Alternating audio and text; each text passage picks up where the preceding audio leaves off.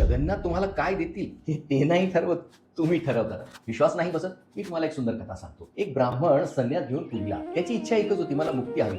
पण पुरीत आल्यानंतर त्याने एक विचित्र गोष्ट पाहिली. जे लोक जगन्नाथाचं दर्शन घेऊन बाहेर येत होते त्यांच्या चेहऱ्यावर खूप आनंद होता. ते सगळे पुन्हा आपल्या घराकडे निघाले. ब्राह्मण विचार करू लागला, शास्त्रात तर लिहिलंय की पुरीला आल्यावर मुक्ती मिळते, मग हे लोक घरी परत का जात आहेत? निराश होऊन त्या दिवशी तो भगवंताच्या दर्शनाला गेला नाही, कारण त्याला वाटलं की शास्त्र खोटं सांगतात.